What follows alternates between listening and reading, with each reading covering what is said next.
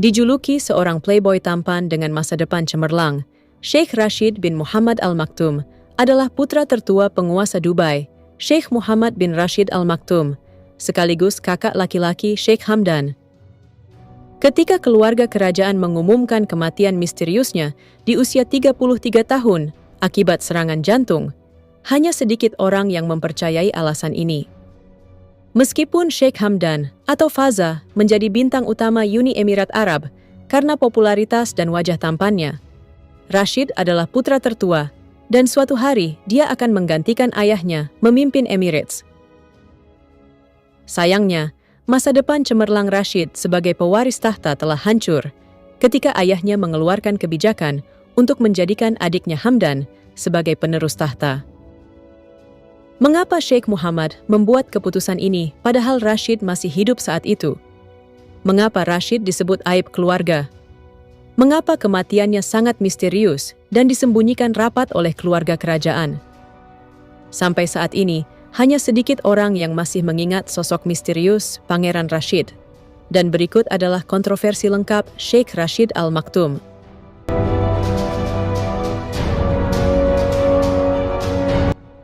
Rashid lahir pada tanggal 12 November tahun 1981 sebagai putra tertua penguasa Dubai Sheikh Mohammed dan istri seniornya sekaligus ibu negara Dubai, yakni Sheikha Hind. Sheikh Muhammad adalah salah satu orang terkaya di dunia dengan kekayaan 18 miliar dolar. Dia memiliki kehidupan pribadi yang sibuk dan secara resmi telah menikah 6 kali dan memiliki setidaknya 30 anak dari wanita yang berbeda. Namun, pernikahannya dengan sepupu pertamanya Sheikha Hind adalah pernikahan yang bertahan paling lama dari istri-istrinya yang lain. Mereka menikah pada tahun 1979 dan telah bersama selama 45 tahun. Sheikha Hind adalah ibu negara resmi Dubai, tetapi dia tidak pernah muncul di publik dan lebih fokus mengabdikan dirinya untuk membesarkan anak-anak. Dia melahirkan 12 anak, termasuk putra sulungnya Pangeran Rashid dan Pangeran Hamdan yang lahir tahun berikutnya. Pada awalnya, diasumsikan bahwa posisi putra mahkota Dubai dipegang oleh Pangeran Rashid karena dia adalah putra tertua. Disinilah keluarga memberikan perhatian khusus pada pendidikan dan pengasuhannya. Rashid lulus dari sekolah laki-laki bangsawan Dubai dan melanjutkan studinya di Akademi Militer Kerajaan di Sandhurst, tempat para pangeran Arab secara tradisional menyekolahkan anak-anak mereka. Rashid mencintai olahraga, memiliki tubuh berotot, dan gairahnya adalah menunggang kuda, sampai dia memiliki kandang kuda Zabil Racing International. Rashid mendirikan racing stable miliknya sendiri, di mana Rashid bertindak tidak hanya sebagai penyelenggara perlombaan, tetapi juga sebagai peserta langsung perlombaan. Ia telah memenangkan banyak medali di berbagai kompetisi di Emirates dan negara-negara lain. Trofi yang paling penting adalah 2 medali emas di nomor individu pada tahun 2006.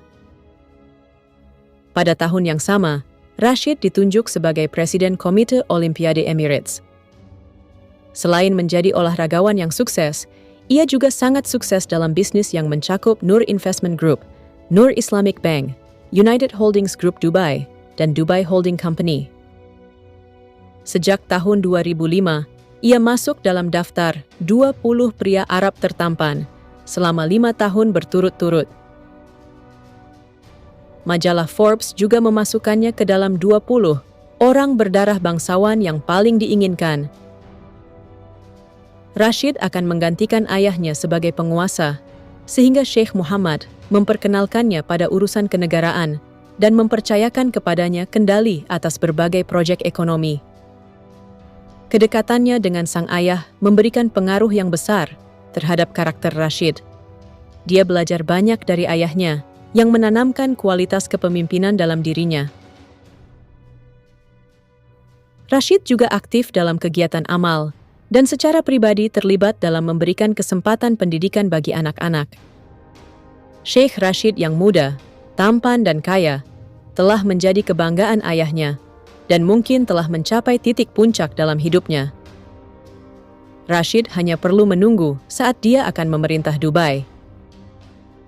Namun ada sesuatu yang tidak beres ketika setahun kemudian, Pangeran Rashid menghilang dari kehidupan publik. Tahun berikutnya, Sheikh Muhammad mengeluarkan kebijakan untuk mencopot gelar Rashid sebagai putra mahkota Dubai dan memberikan jabatan itu pada adiknya Sheikh Hamdan. Keluarga kerajaan tidak memberikan komentar lebih tentang hal itu, dan mereka hanya menyatakan bahwa Hamdan lebih cocok untuk peran tersebut. Namun, semua orang setidaknya mengetahui sedikit tentang intrik di Istana Dubai dan menyadari bahwa Sheikh Muhammad menyembunyikan kebenaran. Alasan pengunduran diri Rashid dinyatakan dalam dokumen rahasia yang diterbitkan oleh WikiLeaks dalam kabel diplomatik yang ditulis oleh penjabat konsul David Williams. Mereka menulis bahwa Rashid telah melakukan kejahatan berat dengan menghabisi nyawa ajudan ayahnya di kantor kerajaan saat dalam keadaan marah. Dia mengamuk dan menyerang pria itu karena Rashid telah kecanduan obat-obatan terlarang. Sheikh Muhammad yang mendengar ini menjadi marah besar dan mencopot Rashid dari jabatan putra mahkota. David Williams kehilangan kesempatannya untuk mengungkapkan identitas korban, dan sampai sekarang belum terungkap. Sekali lagi, kami tekankan bahwa ini bukan informasi yang terverifikasi, tetapi hanya rumor. Tuduhan lainnya muncul dari dokumen rahasia Arab Saudi yang melaporkan bahwa Pangeran Rashid menghadiri pesta dengan pangeran dan pejabat Emirates lain.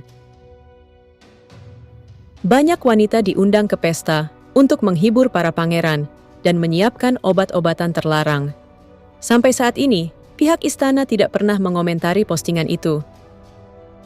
Namun semuanya menjadi jelas bagi publik bahwa pada tahun 2011, tugas-tugas kenegaraan putra mahkota jatuh ke tangan Sheikh Hamdan. Putra mahkota Hamdan yang baru dengan cepat menjadi favorit media. Seorang dermawan, atlet, dan pengantin pria yang memenuhi syarat, ia ditulis di seluruh dunia. Sebaliknya, Rashid justru menghilang dari publik. Masalah Rashid menjadi begitu intens sehingga pada tahun 2009, ia harus pergi ke klinik rehabilitasi untuk perawatan.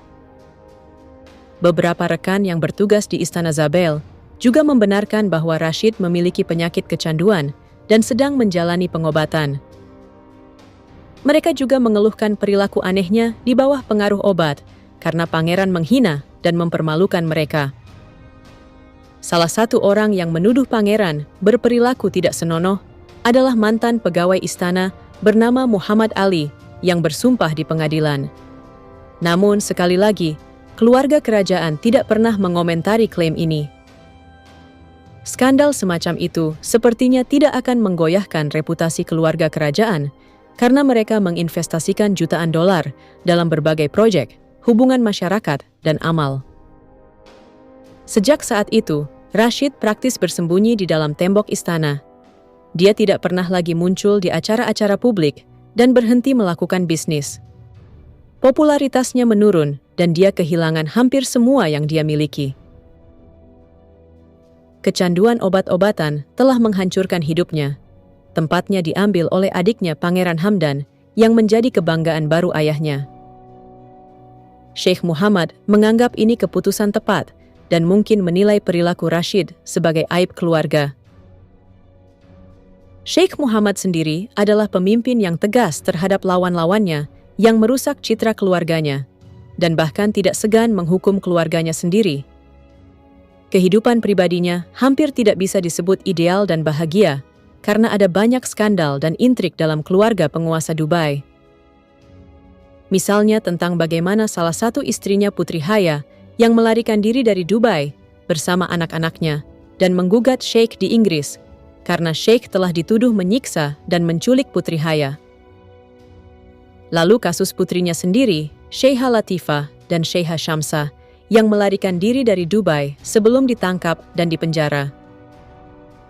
Latifah menyebut ayah mereka seorang tiran dan penganiaya. Akhir tragis Rashid hanyalah salah satu dari sekian konflik yang tidak menyenangkan Sheikh Muhammad. Ada satu fakta menarik tentang Sheikh Muhammad sendiri. Dia bukanlah putra tertua di keluarganya, Dia hanya anak ketiga, namun dia berhasil melampaui saudara-saudaranya, berkuasa, dan menjadi salah satu orang paling berpengaruh di dunia. Publik jelas mempertanyakan, apakah ini hanya keberuntungan? Namun tentunya hanya orang-orang yang sangat cerdas dan tangguh yang dapat mencapai posisi yang sangat tinggi. Mungkin ini hanya babak cerita yang terulang dengan putra-putranya, di mana perebutan kekuasaan terus berkobar. Akhirnya pada tahun 2015, nama Pangeran Rashid muncul kembali di media, dan sang pangeran dilaporkan meninggal karena serangan jantung di usianya yang ke-33 tahun. Ketika kabar resmi kematiannya diterbitkan pada pagi hari, Pangeran Hamdan memposting sebuah pesan, "Saudara laki-lakiku tersayang Rashid, kamu akan dirindukan." Bendera Uni Emirat Arab dikibarkan setengah tiang. Sholat jenazah diadakan setelah sholat maghrib di Masjid Istana. Pemakamannya dilakukan pada hari yang sama, dan Hamdan membawa jenazah kakaknya sebelum dikuburkan. Media bertanya-tanya mengapa seorang pria yang sehat dan atletis bisa meninggal karena serangan jantung, dan hal ini menyebabkan banyak rumor yang berbeda-beda. Asumsi pertama mengaitkan kematian Rashid dengan kecanduannya pada obat-obatan, sehingga wajar baginya meninggal di usia muda karena overdosis. Masalahnya, publik memiliki asumsi yang jauh lebih rumit.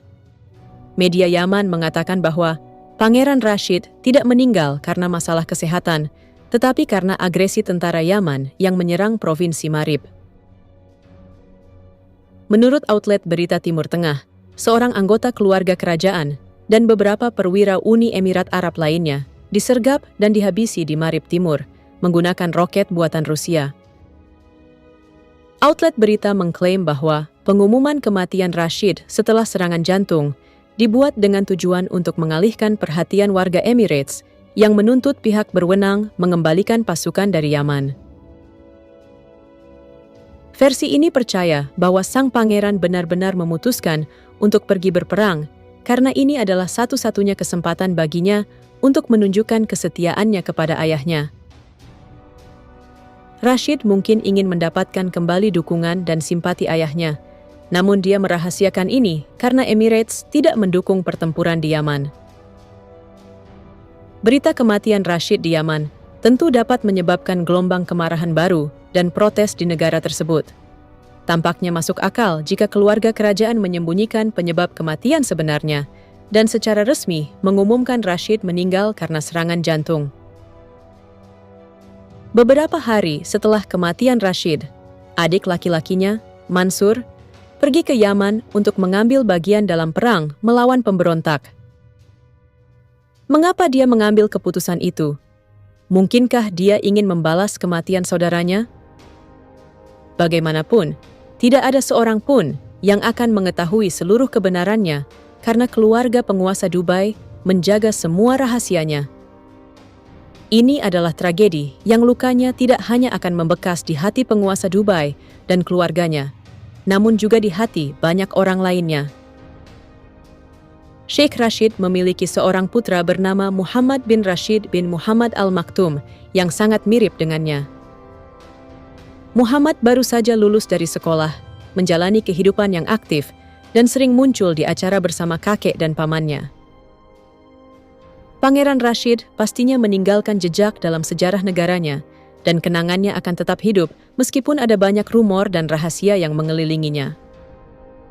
Namun tentu sangat menyedihkan bahwa Pangeran Rashid yang menunjukkan janji besar dan kesuksesan dalam olahraga dan bisnis tiba-tiba digantikan begitu saja oleh adiknya Hamdan. Seiring berjalannya waktu, semakin sedikit yang diingat masyarakat tentang Rashid yang tadinya tampan dan sukses. Kini dia hanya menjadi catatan kaki kecil dalam sebuah buku besar sejarah Dubai.